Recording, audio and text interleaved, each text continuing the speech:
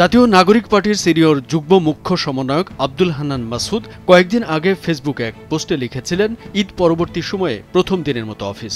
এটাকে কেন্দ্র করে কয়েকদিন ধরেই সামাজিক যোগাযোগ মাধ্যমে আলোচনা সমালোচনার ঝড় ওঠে। এবার আরেক ফেসবুক স্ট্যাটাসে তিনি জানিয়েছেন, ছবির সেই অফিসটি কার।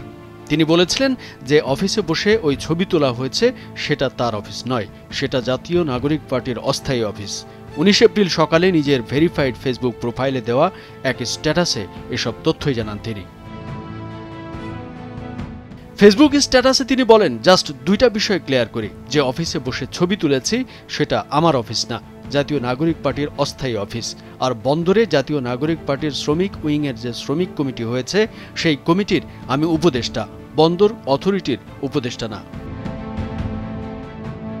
12 এপ্রিল ওই পোস্টে আব্দুল হান্নান মাসুদ লেখেন, ঈদ পরবর্তী সময়ে প্রথম দিনের মতো অফিসে আসা এ এক অন্যরকম ভালো লাগা।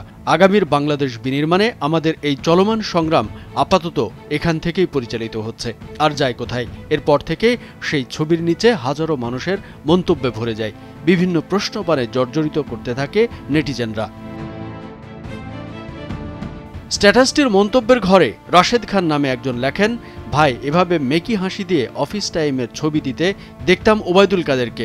আপনি হলেন জনতার মাসুদ, ওবায়দুল কাদেরের মাসুদ হবেন না। মোহাম্মদ আলাউদ্দিন নামে আরও একজন লেখেন, 5 আগস্টের আগেও টিউশনি করে চলতেন। আপনার এই অফিসের ভাড়া দেওয়ার টাকার উৎস কি? তাহলে কি নতুন বোতলেই পুরাতন মাল খাওয়াচ্ছেন? চমৎকারভাবে আপনারা জুলাইয়ের চেতনা লালন করেন। এক নেটিজেন লেখেন, গ্রামের সব থেকে ভাঙা টিনের ঘরের ছেলেটা কোনো চাকরি না করে এত বড় অফিস নিয়ে বসে গেছে। সব সমালোচনার জবাবে হান্নান মাসুদ তার অবস্থান স্পষ্ট করে জানান, ব্যক্তিগত নয় বরং দলের কাজের অংশ হিসেবেই তিনি সেই অফিসে অবস্থান করছিলেন। তিনি এমন বিভ্রান্তিকর প্রচারণা থেকে বিরত থাকারও আহ্বান জানিয়েছেন। এদিকে এই পোস্টে একদিকে বিতর্ক প্রশমিত করলেও অপরদিকে এনসিপি সংক্রান্ত আলোচনা আরও বাড়িয়েছে।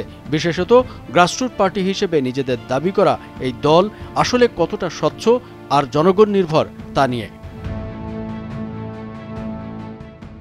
কামরুজ্জামান আরিফ, ভোরের কাগজ।